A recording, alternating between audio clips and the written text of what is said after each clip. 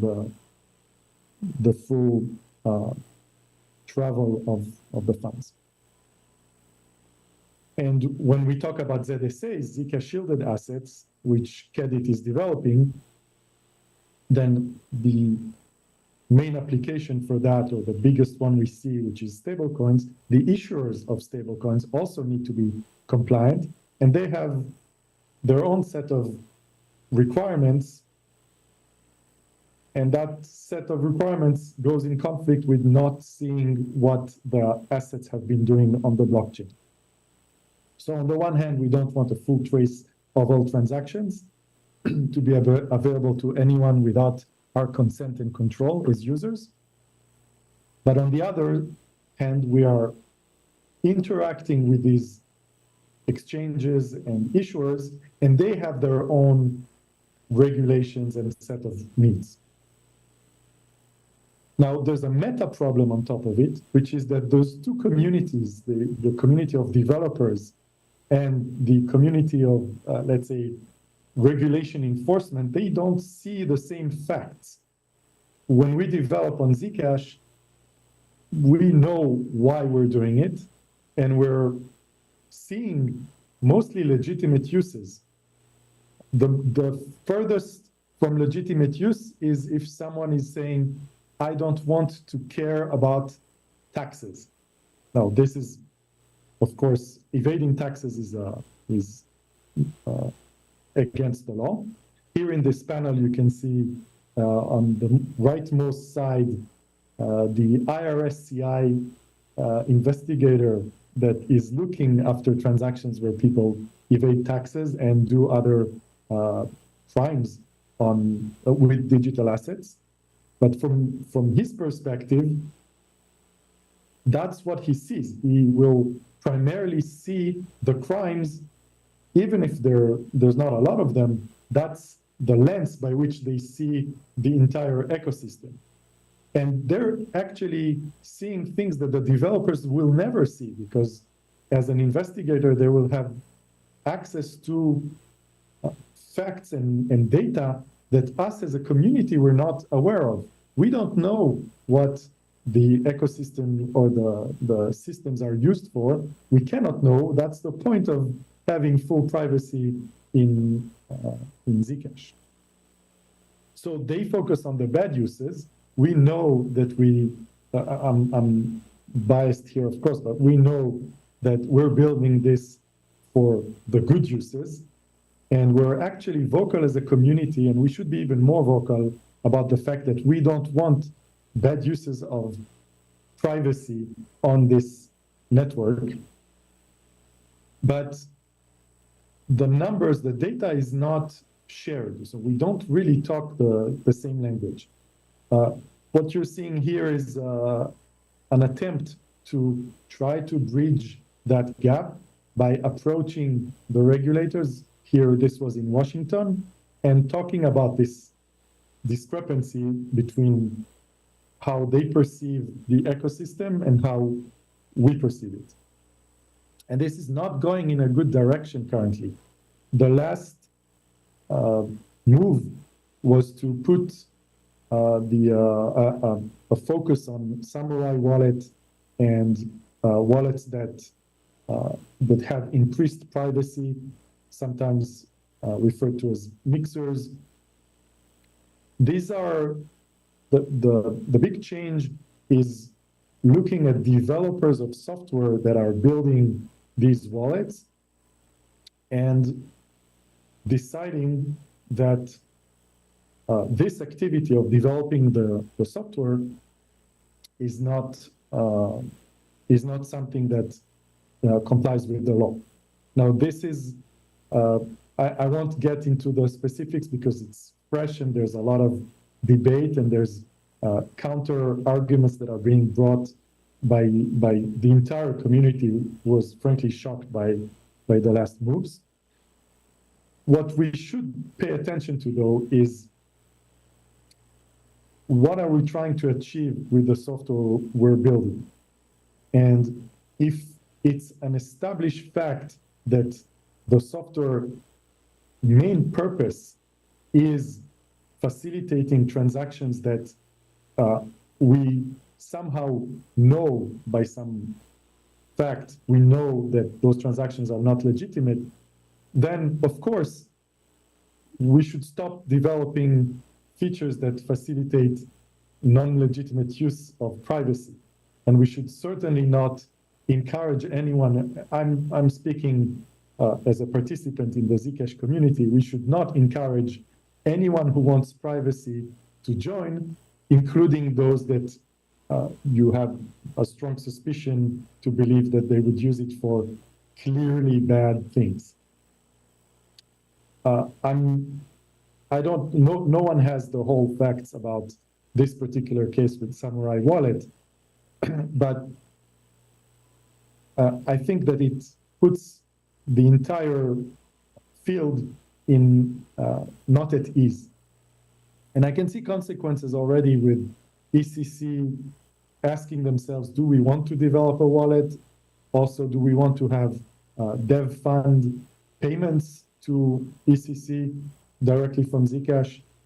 And those questions are we have to ask ourselves as a community, how do we approach the this heightened tension from such moves? And I want to repeat, I believe that this is a complete misreading of what it means to develop software and what it means to run distributed projects. But I think that we have to face reality, which is that's the current spirit right now for anything that has to do with privacy. So the message needs to be clear.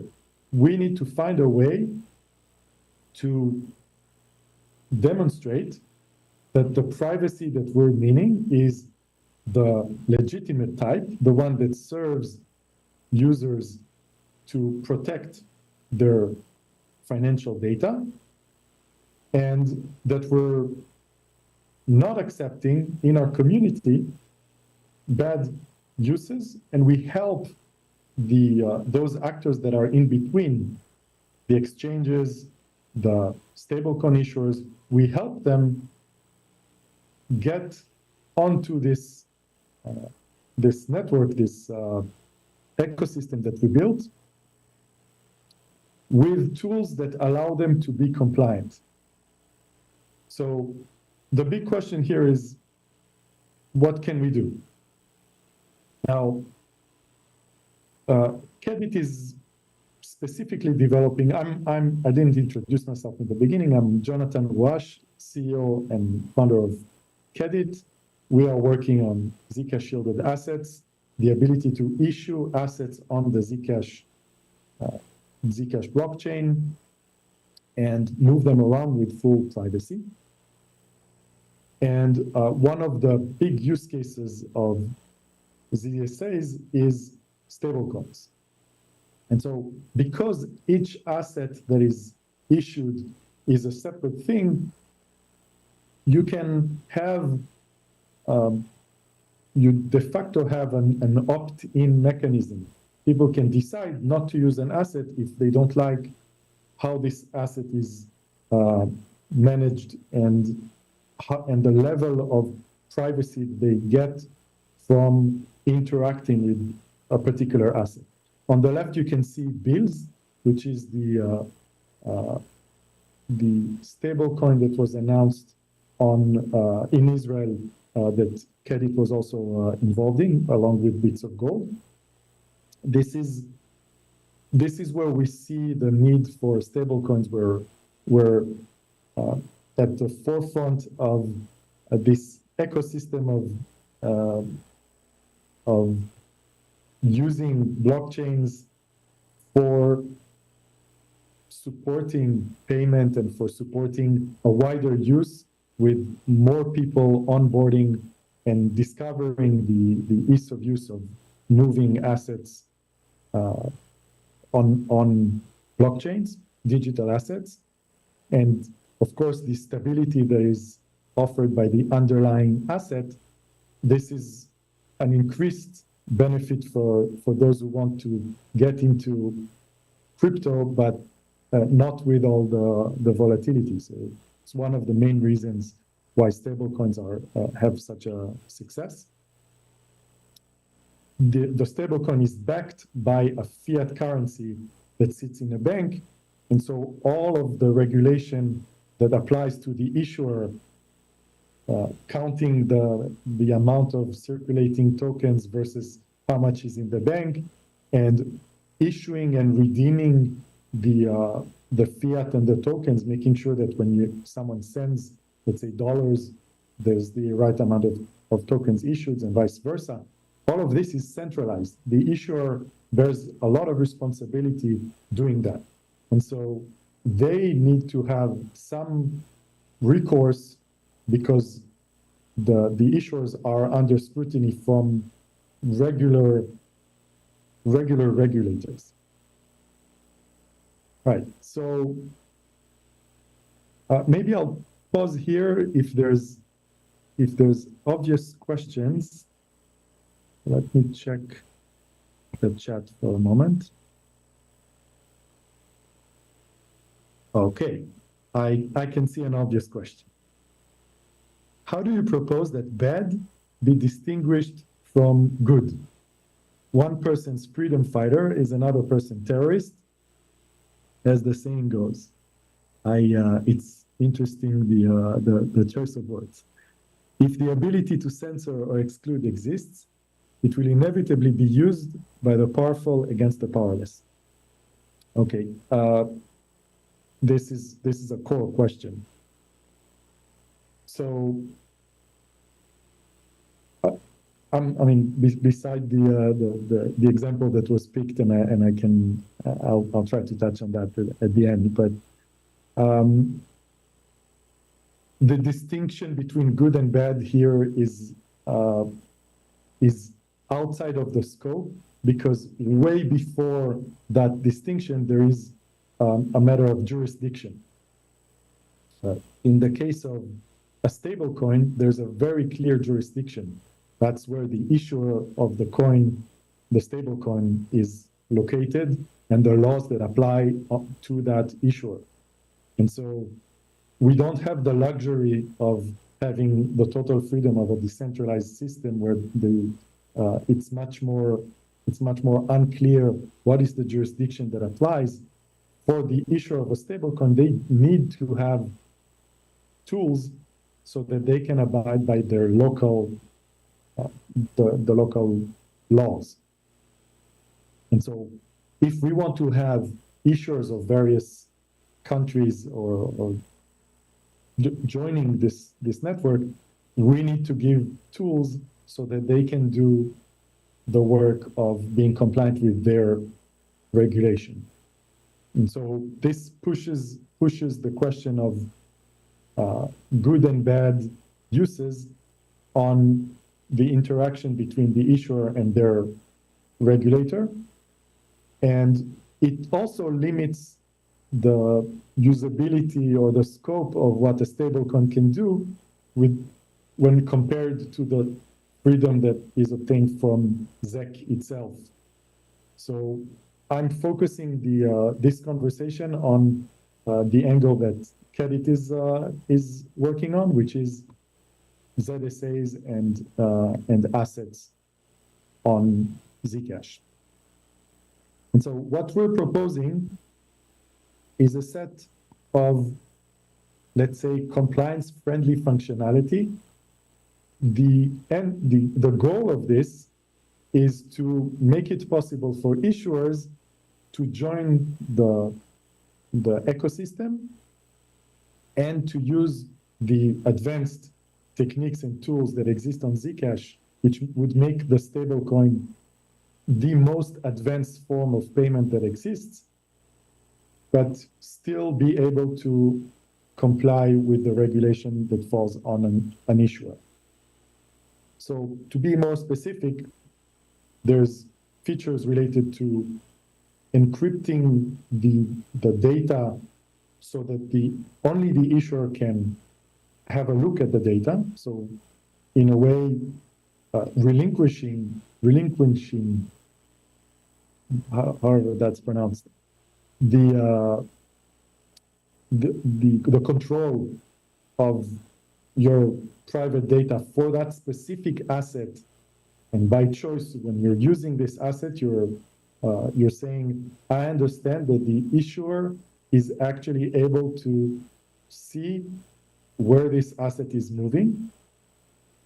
So this is a very limited form of privacy as compared to the full privacy that you would get for moving Zec around. But it does allow all these uses of transfer of value where everybody else on the network cannot see the source and the amounts of the transactions. So this is done with verifiable encryption. It's very interesting technologically speaking, but it's also a very innovative way to approach stablecoin issuance on such an advanced system as Zcash. This hasn't been done in the past, and it introduces a new work point for stablecoins and the question of how do you deal with the burden of this data now that the data is not available for everyone, but only for the issuer. There's very interesting questions there.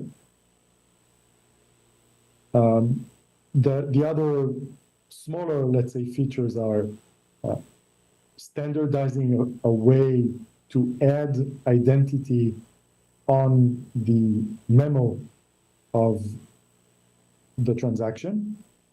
And of course, this is again opt-in.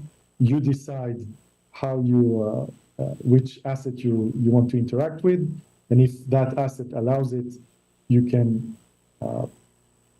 put a form of a derivation of your identity in the memo so that when you interact with exchanges, you can demonstrate that those funds that you just sent are yours and answer questions, let's say compliance questions from exchanges with cryptographic proof of your answers, as opposed to revealing everything as is done with transparent blockchains. So this is an important one, and there's actually changes in the memo field that support that. And another feature is the ability to refuse a transaction. So if you don't know where funds came from, or if you need to do verifications until you finally can accept and make final a transaction, there's we require a feature of refusing transactions, or the opposite, actively accepting transactions. This is useful for payment systems where you get a notification that you got paid, but you might decide that either it's the wrong payment or you refuse to accept the payment for various reasons. Now, there's a lot of open research questions that would move these features in a more subtle direction, where we would have maybe transparency on when the financial data is used at the issuer, maybe even separating who can see this private data. You could have the issuer and a viewer on behalf of the issuer, and have that viewer see the data and not tie directly to the issuer. The amount of data that they could see could be throttled. So limiting how much, and as I said in the first bullet, also revealing how often was it scrutinized, the particular set of data. So you could have, for example, mechanisms where the rate of revelation of data per second or per block is controlled. how to implement that is, all of these are research questions that are not yet implemented, and some of them it's an open question. What are the trade-offs that you would have in front of that? And there's one last one which we deliberately did not put forward for the roadmap of ZSAs this early, which is how do we approach freezing of assets? It's a big question, and of course we want to first enable the movement of assets, and freezing of assets is a requirement that can be approached by many directions, and the trade-offs there are also very interesting to research. So in conclusion, I want to remind everyone, why are we doing this? And I don't want to make this a small thing. First of all, the same techniques that we use on our ecosystem, on Zcash blockchain, can be used for every single money transfer in the future. And I strongly believe that there won't be money that without very strong privacy embedded into that money system. Of course, we all believe that money will be digital because we've seen how it works and understand the benefits. But you can see here Yoav Sofer, who's the person in Bank of Israel, demonstrating to the ZK proof community, the community of researchers standardizing zero knowledge, explaining to them why he believes that privacy is important for digital cash, and that it's a matter of debate in a society where to put the thresholds, but it's clear that when you transact, you should be able to decide who sees the data. And I think there's an underlying assumption here that is even stronger. Why is this a big necessary effort to find the balance between privacy and compliance for humanity? Why is it so important? There's an inherent human thing about transacting and functioning in the digital world, something that is difficult for humans to comprehend, which is when you leave a trace digitally, it's there forever, and we all sometimes make mistakes. We all can believe one day that something we're doing here is worth doing, and then later realize that this transfer, whatever activity was in the past, that was a mistake, and future self would have wanted past self and past mistakes to be removed from the public record.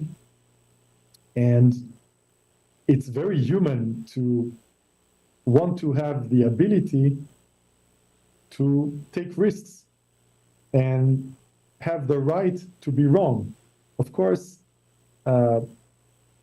sometimes the judgment of others is, in their eyes, they believe that you've done something wrong. And it's also very human to not give the ability of anyone, anytime in the future, to judge your every single thing that you're doing. So we're not adapted as humans to think of all the consequences of every single thing we do in a form or in a context where it's all immutably saved forever. And now with the ability of advanced systems like AI to scrutinize everything and to extract,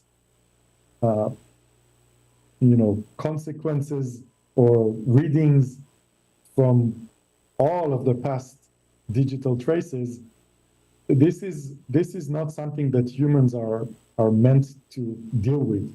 We have, if this is paralyzing to all of us, and many of the Zcash users, what they love the most about this ecosystem is the fact that they can experiment and move things around without even having to have the mental burden of thinking of, when I moved these numbers from left to right, was there a tiny tax consequence, or is there any law on the planet that I just broke for someone from performing an action on a blockchain? So, of course, we all would want to be able to be in a world where that is adapted for the human way of doing things, and we all understand that there's clear examples of wrong and evil, even when in times where it's debated, there's extremes where there's agreement, and the ability for us to be able to accept the good uses and to offer tools to remove the bad ones, I think it makes Zcash a robust place. So this is what I wanted to share, and I'm happy to take more questions. I'm seeing a few. All right.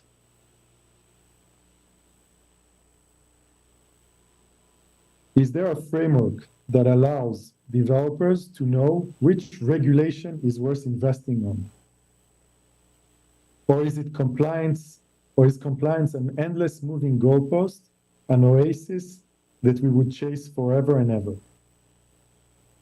That's an excellent question. So I don't know if we will ever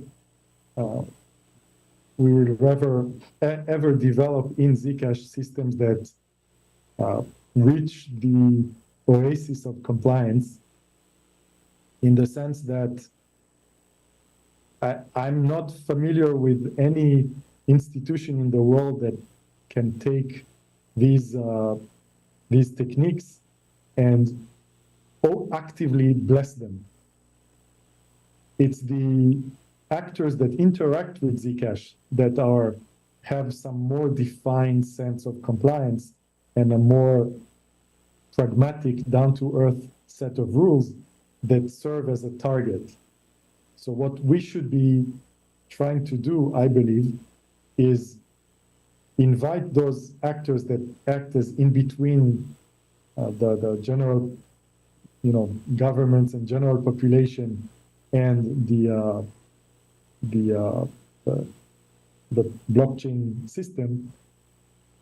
We should make sure that what we're building has tools for those actors that want to be compliant to do so, and sends a signal to those who wish to misuse the blockchain for nefarious purposes to go elsewhere.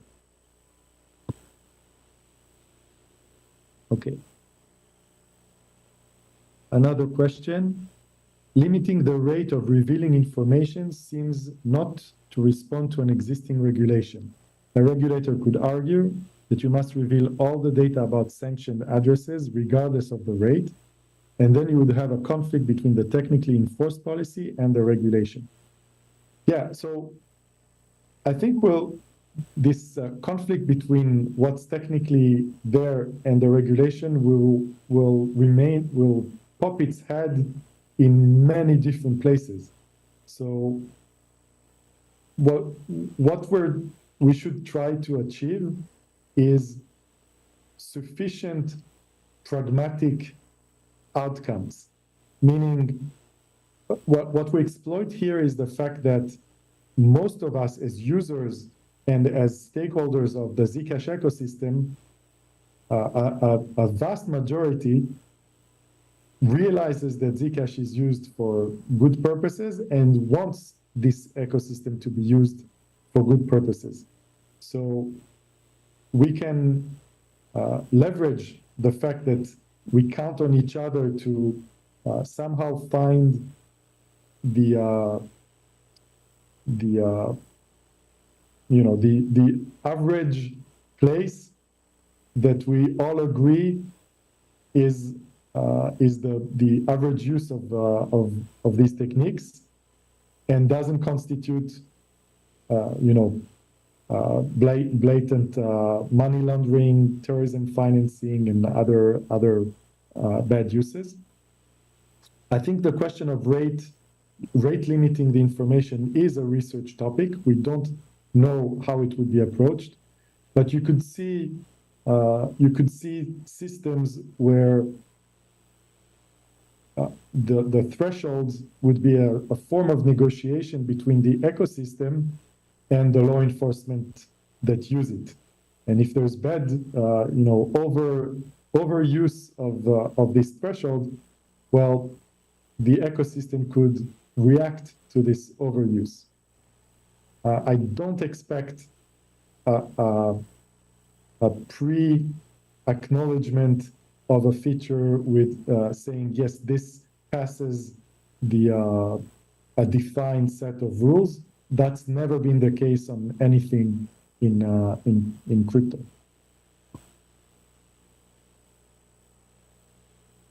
Okay, another question. Should compliance protocols treat regulators as potential adversary against which security and transparency properties must be enforced?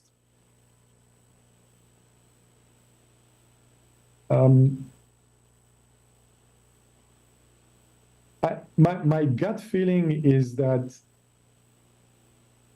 we should be pragmatic in the sense that these are partners with us to make our ecosystem, to get rid in our ecosystem of all those bad actors that we don't want. And as I said, we can't see all the uses of the Zcash ecosystem because we designed it this way.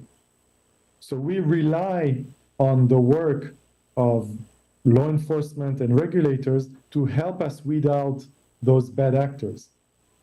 Now, also, I mentioned it before, today, Zcash is barely used or not used for those activities. There's been reports on, addresses and lists of crypto addresses that are used for terrorism or for other thefts and things like this. There's no ZEC in those lists.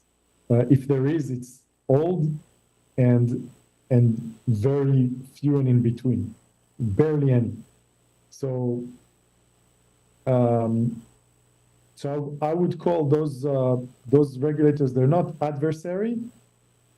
Of course, when you talk to one regulator and you tell them, you talk to them about overreach of state, they all have in mind another state that they believe is in overreach, and all of them can relate to this fear of giving too much power to one entity to do anything. So they never apply it on themselves. When we have conversations with law enforcement, they can think of other law enforcement jurisdictions and governments where there's clear overreach of that government, but they never apply it on themselves. So I think the most pragmatic way of characterizing law enforcement is trying to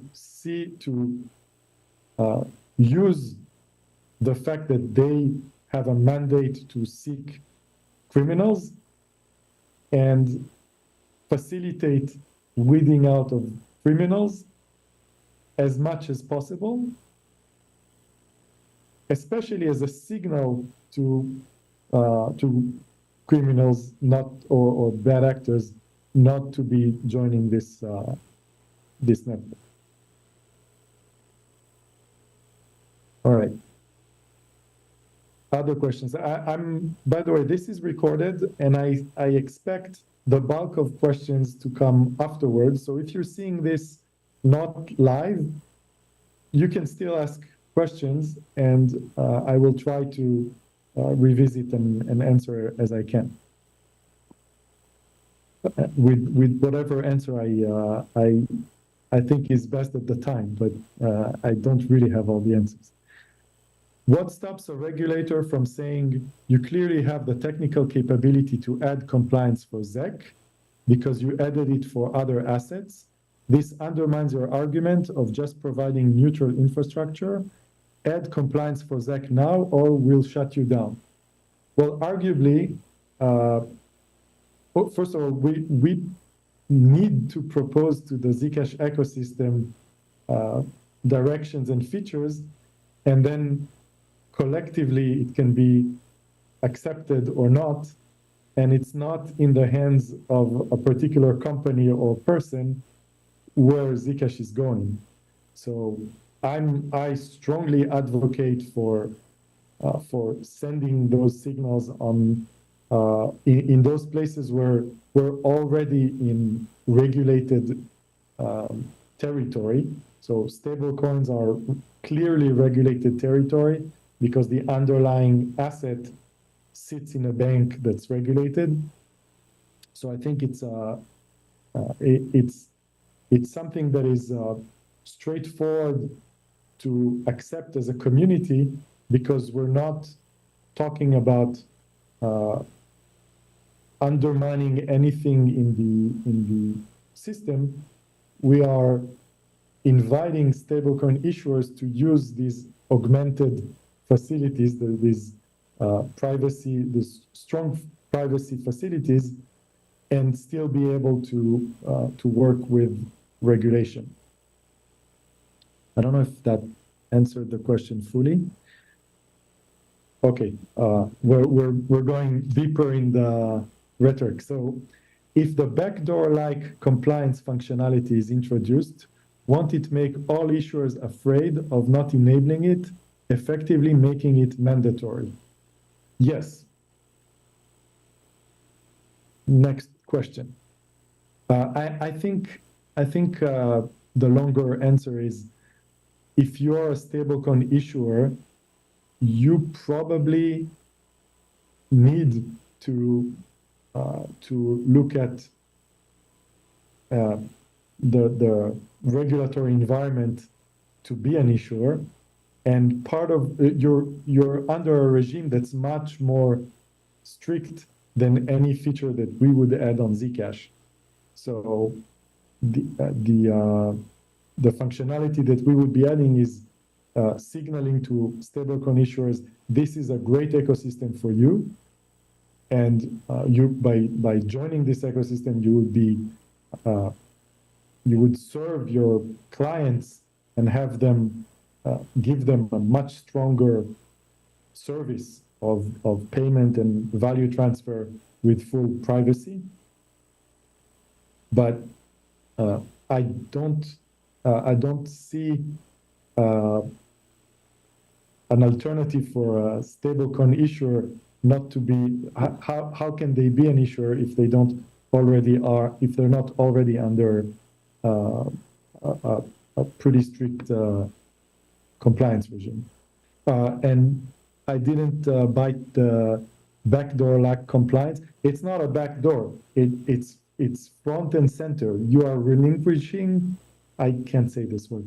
You forego your unfortunately, your privacy versus the issuer. But in a way, the moment you started using those coins, somewhere along that chain, when somebody wants to redeem the coins from the issuer, they need to show the issuer that the coin traveled in legitimate places. So it's an inherent property of stablecoins that today with the scrutiny that they undergo, it's an inherent property that they need to verify everything.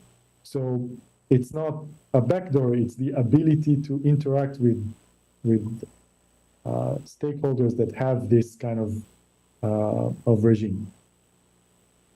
Okay, I think I answered all the questions as best I could. This is I think it's a very important topic for our community. At Kedit, we see it as something front and center, because the impact on all of us is huge. This is what money will look like 5, 10, 20 years from now, and Zcash is the place where this is born. So we really see it with with the seriousness that comes with this statement.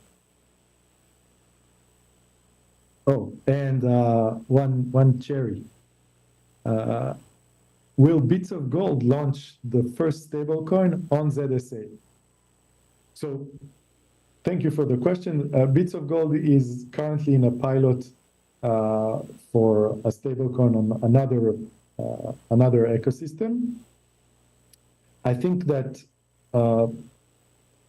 there's the day we can adopt these techniques in Bit, or the day we can onboard on Zcash and serve the Zcash ecosystem with a stablecoin, we will probably have reached a level of maturity of features where many stablecoins in many different regions will already be on Zcash. Unfortunately, in Israel, we're a little bit late on those aspects. Thank you again for having me, and thanks everyone for organizing such a great event. I look forward to see the rest of the sessions.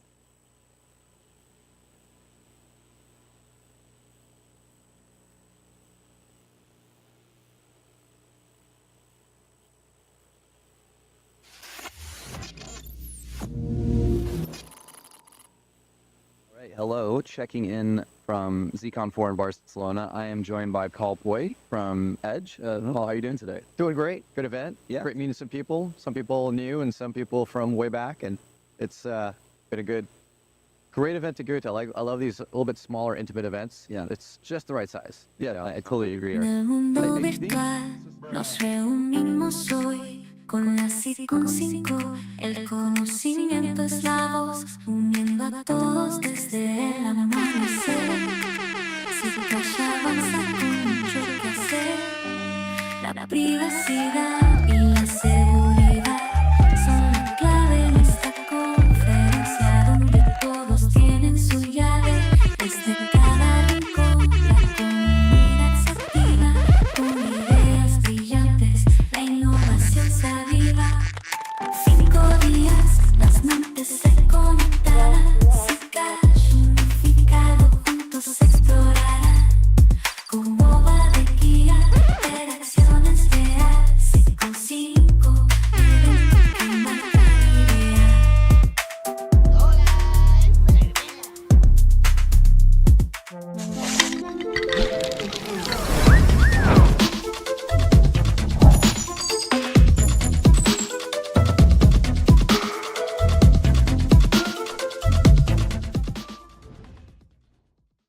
En el mundo virtual nos reunimos hoy con la ZconV.